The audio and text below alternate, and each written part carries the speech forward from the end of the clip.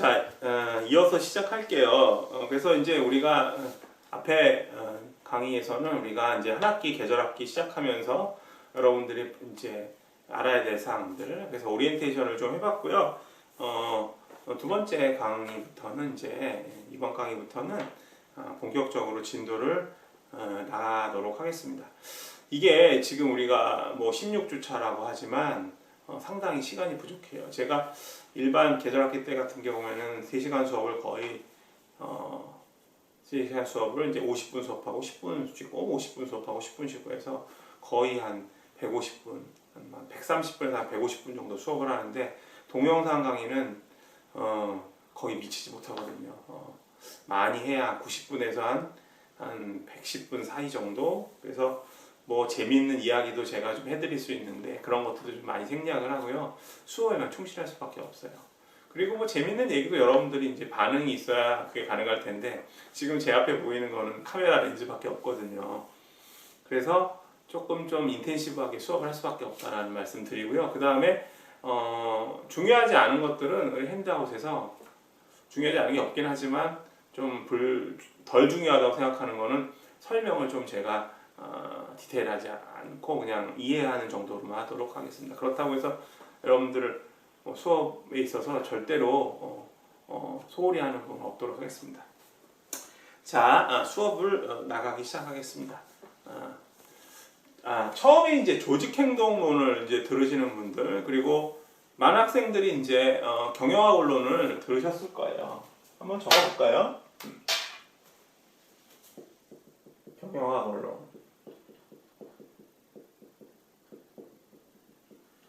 제가 그 경영학에서의 전공이 뭐냐면은 조직 인사예요. 조직 인사. 그래서 이제 조직조. 그러니까 조직 그러면은 주로 이제 조직과 관련해서는 이제 전략이 많죠. 그리고 인사는 앞 시간에 말씀드렸던 HRM. HRM 뭐라고 했었더라? 휴먼 리소스 매니지먼트. 인적 자원 관리에 대한 얘기인데. 제가 이 두 부분 같은 경우에는 이제 실제로 여러 가지 관련된 프로젝트들을 실시했어요. 뭐 전략 프로젝트라든가, 그다음에 HRM 관련해서 뭐 급여라든가 승진 이런 것들, 훈련, 교육 이런 것들을 프로젝트를 실시를 해서 사실 이론적인 부분에 있어서는 제가 경험이 있다고 생각하는데 이론적인 측면에 있어서는 아직도 좀 부족한 면이 있습니다. 왜냐하면 저도 공부를 하는 사람이고, 그리고 여러분들을 위해서 이제 수업 준비를 이렇게 하잖아요. 뭐 알찬 강의를 위해서. 그래도 역시 이제 자주 보는 교과서긴 하지만 늘 새로운 문제점이 생기고 어려운 것들이 있고 그래요. 그래서 고민이 되기도 하는데 그런 과정을 통해서 여러분들에게 이제 강의가 이루어지는 거니까 뭐 제가 생각할 때는 조금 더 시간이 필요한 것 같아요. 아직까지도 제가 강의를 하고 나면 그게 만족스럽지는 않거든요. 제가 부족한 점이 많아서. 그래서 하여튼 여러분들 같은 경우는 공부를 열심히 하시고 이 말 제가 이제 질문 많이 하라고 했는데 이 질문을 통해서 저도 배우거든요. 이 말 꼭 기억해 주셨으면 좋겠어요. 교학상장이라는 말 있잖아요. 학문이라는 건 서로 교류하면서 성장하는 것이다. 그래서 제가 뭐 조직행동에 관한 것들을 여러분들과 뭐 이제 같이 공부하면서 수업을 진행하는데 먼저 공부한 것밖에 없어요. 제가 잘난 거는. 그러니까 여러분들이 질문하시면 제가 미처 생각하지 못한 부분들이 많이 여러분들이 지적을 하거든요. 실제로 제가 수업을 해오면서 그런 걸 많이 느꼈고 또 그런 것들을 통해서 제가 더 많은 공부를 할 수 있었던 것 같아요. 그러니까 질문 많이 하세요. 저도 공부 많이 할게요. 무슨 얘기하다가 이렇게 좀 흘렀나? 전공 얘기하다가. 그래서 제가 전공이 조직인사랑 진행하는 수업이 경영학 원론, 그 다음에 이제 조직행동, 우리 한국 외대에서 했던 수업들, 그 다음에 이제 전략 경영, 그 다음에 이제 인적 자원 관리, HRM,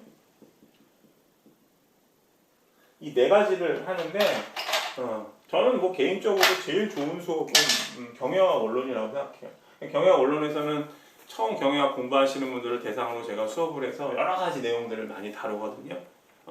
그리고 또 지금 강의 들으시는 학생들 분들 중에서는 제 경영학 원론 수업을 듣고 조직행동으로 넘어오신 분들 계실 거예요. 뭐 순서는 바뀌어도 상관이 없는데 그래도 경영학 원론부터 잘 들으면 좋죠. 그런데 여러분들 중에서는 경영학 원론을 듣지 않고 조직행동으로 처음 이 경영 수업을 시작하시는 분들이 있어요. 왜냐면 수강청이 상당히 어려우니까요. 그래서 경영들 많이 하시잖아요. 이중전공으로 혹은 부전공으로. 그래서 이거부터 이제 수업을 하게 되면 경영학 원론 내용을 이해하지 못한 경우 이제 조직행동 수업 내용이 좀 어려울 수 있는데 그래서 제가 앞에 어펜딕스를 넣었어요. 그러니까 본격적으로 진도 들어가기 전에 기본적으로 우리가 공부해야 될 것들을 좀 어펜딕스로 만들어서 이제 수업을 진행할 거거든요. 그래서 요게 이제 우리가 뭐 2주차로 끝날지 혹은 3주차로 넘어갈지 이거 모르겠어요. 그냥 편의상 제가 주차라고 수업을 얘기를 할게요. 편하게 1강, 2강을 주차라고 하는 게 입에 붙어서 그렇게 편할 것 같아요. 그런데 그렇다고 해서 그러면 뭐 경영학 원론 들었던 학생들, 다른 경영 과목 들었던 학생들만 알게 경영 수업을 진행하면 말이 안 되니까 제가 어펜딕스를 통해서 꼭 여러분들 알아야 되는 것부터 정리를 할게요. 그래서 핸드아웃 받아보시면 여러분들이 이제 어펜딕스가 뭔지 아시게 될 거예요. 미리 이제 뭐 경영학 원론을 뭐 들었던 분들은 복습하신다고 생각하시고요. 그리고 처음 듣는 분들은 또 열심히 하시면 되니까 그 차이는 중요한 것 같지 않아요. 중요한 거는 여러분들이 얼마만큼 공부를 열심히 하느냐가 의미 있다고 생각해요. 자, 뭐 많이 들었던 학생들은 좀 지겨울 수도 있겠지만 제가 그 경영이라는 거를 영어로 한번 하면 이게 매니지먼트죠, 그죠? 그리고 한자로도 한번 써볼게요. 경영 이렇게 쓰거든요. 개인적인 생각이긴 한데 우리 한글과 영어와 그 다음에 한자를 쓰면은 제 생각으로는 전 세계 문자를 다 쓰는 것 같아요. 그죠? 한자 쓰는 인구가 한 15억 이상 된다고 보고요. 그죠?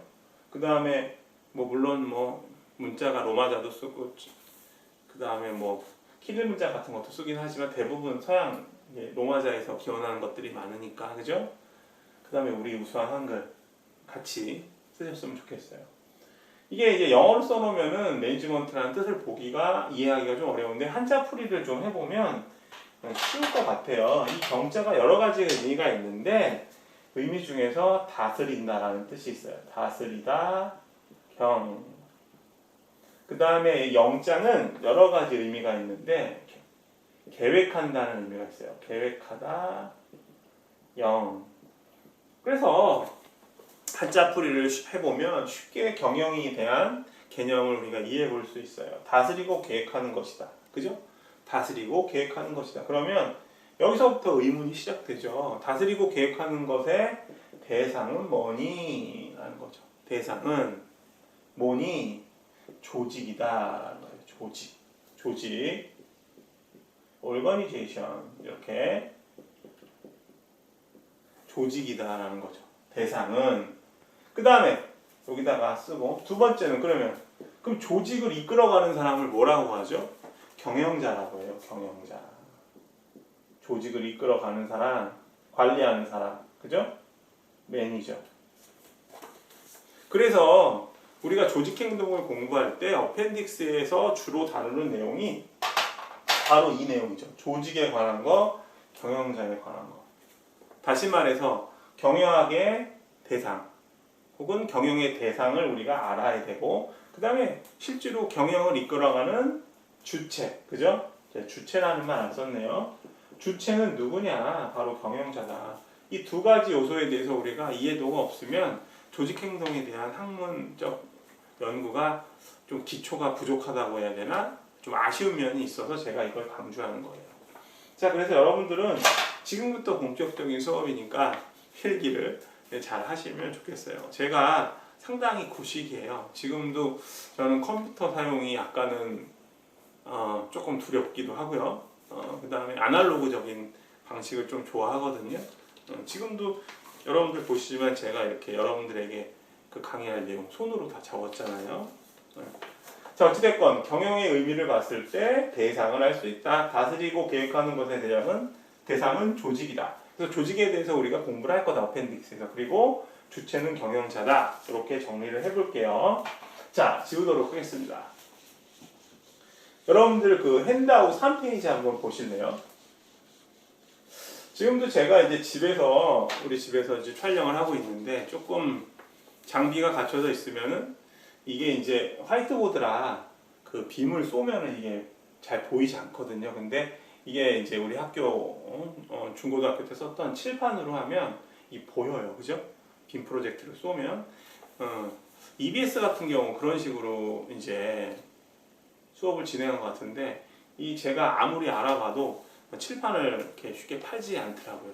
그래서 이제 보드바카를 구입해서 수업 자료를 띄우지는 못해요. 그래서 여러분들이 공부하실 때 그 제가 우리 수업 카페에 올린 수업 자료를 출력하셔가지고요. 같이 공부하시면 좋겠어요. 출력하실 때 보면 이렇게 이것도 말씀을 드리는 게 좋겠다. A4 용지에 슬라이드 2개 정도 들어가게 이렇게. 이거를 뭐 종이를 아낀다고 막 해서 6개씩 이렇게 올리면 이게 보이지도 않고 이거 필기할 수 있겠어요? 그러니까 이렇게 2개 정도. 여유 있으신 분들은 그냥 크게 하셔도 좋아요. 한 장 들어가게. 근데 이렇게 하면 너무 크고 2개 정도 들어가면 적당할 것 같아요. 그리고 이게 좀 압축된 거라 핸드아웃이 20페이지 넘어가진 않아요.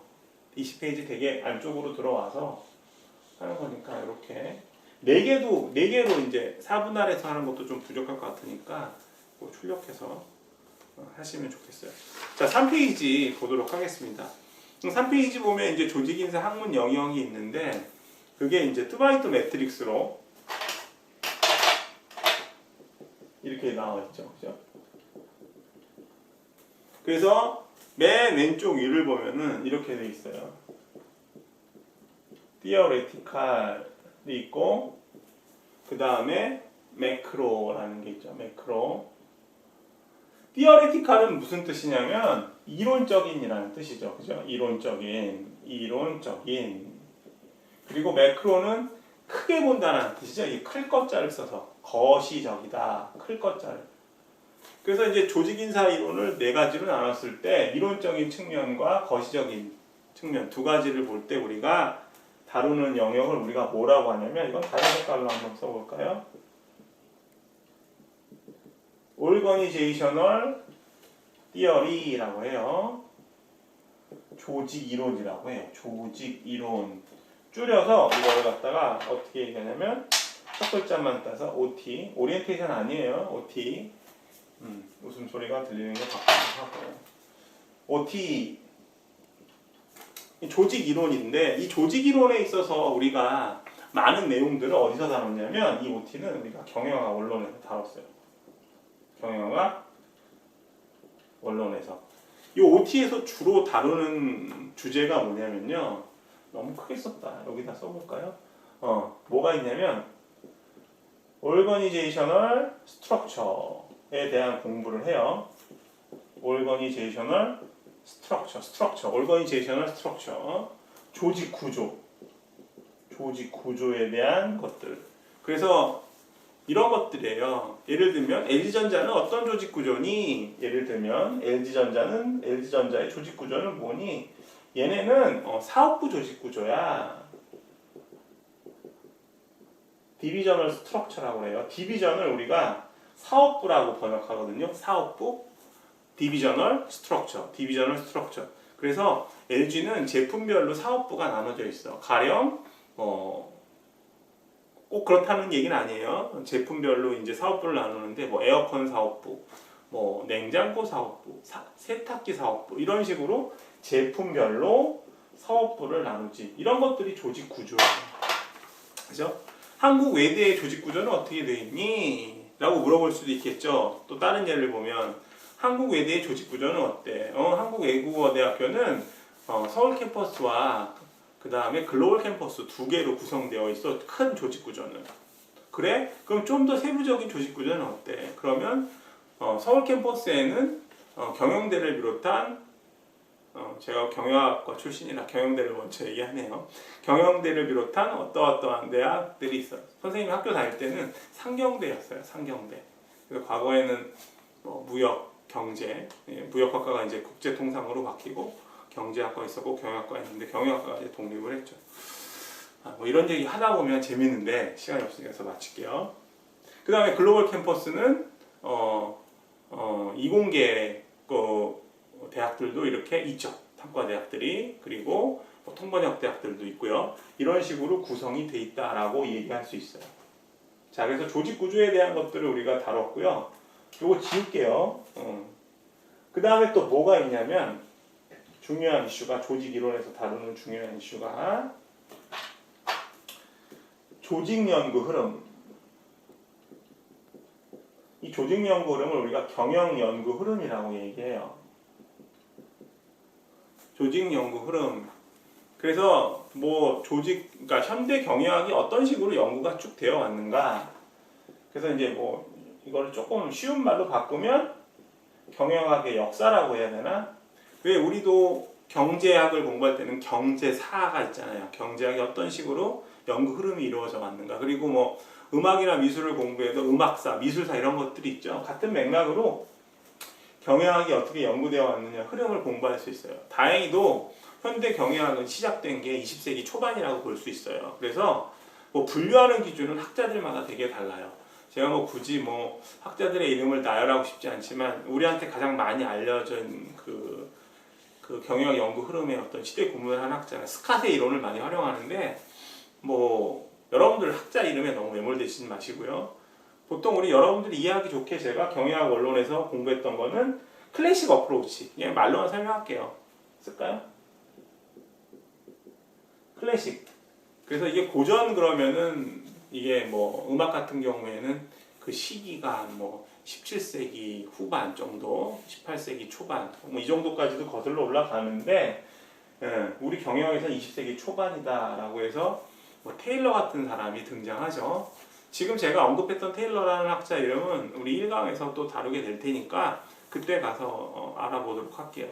테일러를 비롯해서 베버라든가 페올 이런 사람들이 등장했죠. 제가 설명드리고자 하는 거는 클래식이 중요한 게 아니라 여러분들이 꼭 지우자 중요하지 않다고 했으면서 요거예요. 경영학 혹은 조직 연구 흐름에서 중요했던 거는 비헤이비어럴 어프로치라고 해서 행동적 접근이라고 번역을 하는데 행동적 접근, behavioral approach. 경영학자들 중에서 인간의 행동에 관심을 두었던 학자들, 연구, 그 주제들을 이렇게 묶어놓은 거를 말하는데 가장 지울까요? 이거 지워야겠다.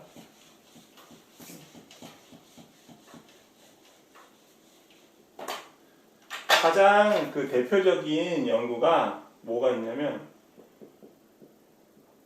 호손 스터디라는 게 있어요. 호손 스터디. 누구에 의해서 이루어졌냐면 하버드 대학의 엘튼 메이오 교수가 1924년부터 32년까지 물론 초창기에는 참여하지 않았지만 주로라는 말을 쓰자. 주로 엘튼 메이오에 의해서 연구가 됐는데 이게 어디서 출발한 거라고 그랬죠? Behavioral Approach. 시기적으로 봤을 때 여기 이제 클래식이 있고, 클래식 어프로치가 있고, 여기에 이제 계량적 접근법, 퀀터테이티브 어프로치, 그 다음에 마지막으로 전략적 접근 이런 순서로 나가는데 적어볼까요? 이것도 나온 김에.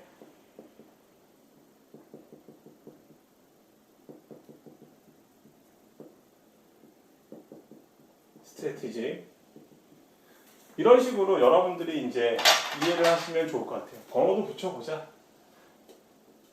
설명할 게 한두 가지가 아니에요. 이거 지금 다 설명드릴 수는 없고 우리 조직 행동과 관련해서는 요 2번을 꼭 기억하자는 거예요. 뒤에서 공부를 또 하니까 1장에서 행동적 접근에서의 가장 큰 연구 주제에 있어서의 핵심은 뭐냐면 바로 이 호손 연구라는 거예요. 호손 실험이라고도 해요. 호손 익스페리먼트라고 해서 호손 실험, 호손 연구.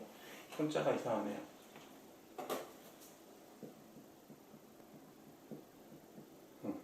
여기서 밝혀진 사실이 뭐냐면은 인간은 어떤 존재를 보냐면 조직에서 일하는 구성원들을 경영자들이 봤을 때는 기계처럼 일하는 조직 구성원을 좋아하겠죠.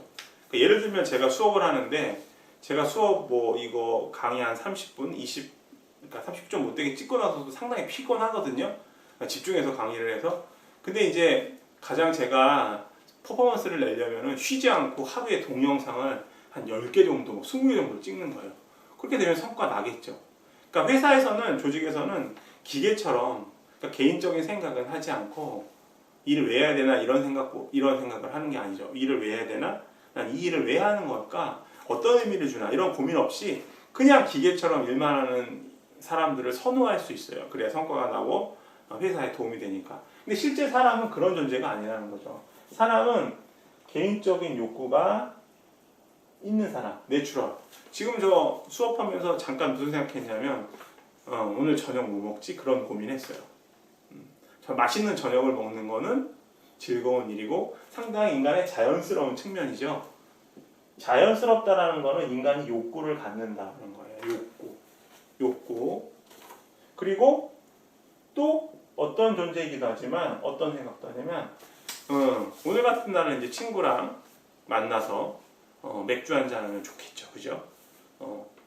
다른 사람과 어울리고자 하는 사회적인 존재란 말이에요. 그래서 이 행동적 전구법을 제가 말씀드린 이유는, 설명을 좀 한 이유는 뭐냐면 인간을 조직이 판단할 때 과거에는 기계적인 존재로 파악하려고 했어요. 일만 하는 게 유리하니까 조직 입장에서는. 그런데 실존적인 인간의 모습은 자연적이고 사회적인 존재다 라는 거죠.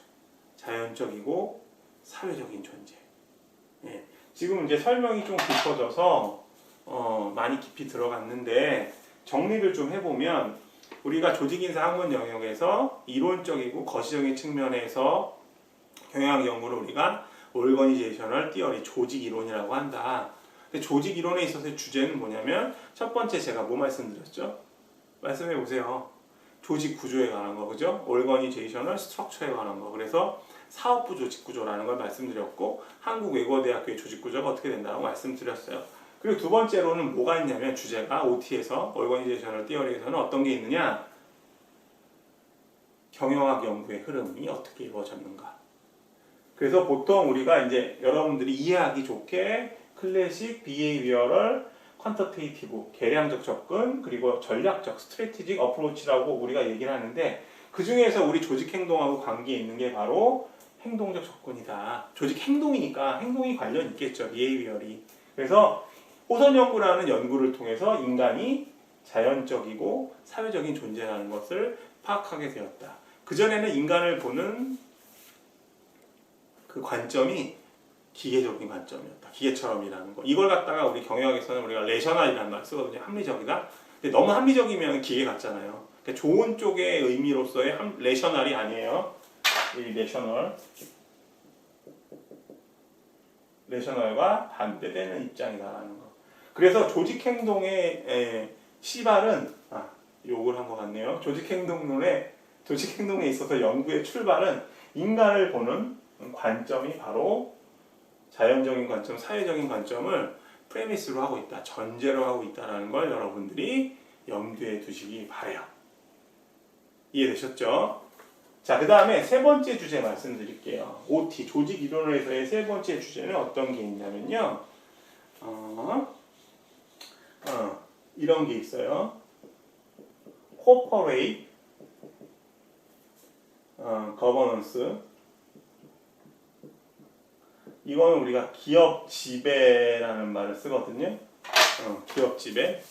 예를 들어서 뭐 삼성전자가 있다.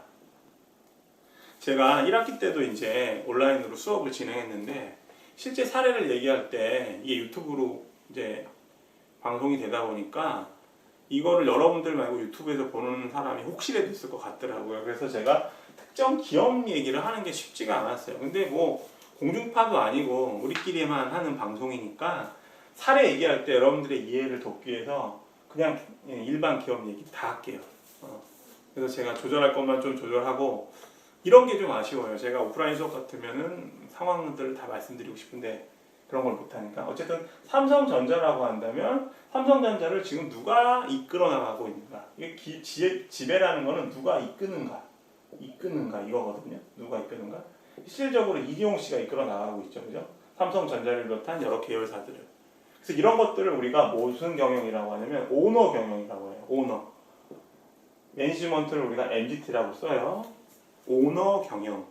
그리고 예를 들면 삼성전자에서 이 지분을 상당히 보유한 어느 정도 보유한 오너가 실질적으로 경영을 하지 않고 전문 경영자를 도입하는 경우도 있어요. 우리가 이거를 프로페셔널 매니지먼트라고 해요. 전문 경영. 예를 들면 이제 저 같은 경우도 삼성전자를 이끌 수가 있죠. 지금 웃으시는 소리가 막 들리는데 저도 나름대로 경영에 있어서는 공부를 한 사람이고 뭐 실무에도 참여해 본 사람이라 물론 뭐 삼성전자 그 주주총회에서 허락하진 않겠지만 저도 될 수 있는 기본적인 기초적인 어떤 자격 요건은 갖고 있죠. 그래서 경영에 있어서 능력이 있는 사람이 이 삼성을 이끌어 나간다고 했을 때 우리가 혹은 삼성전자를 이끌어 나간다고 했을 때 기업 지배를 한다, 이끌어 나간다라고 해서 기업 지배에 관한 거는 이제 뭐 오너 경영이냐, 전문 경영이냐 이런 말을 쓰기도 해요.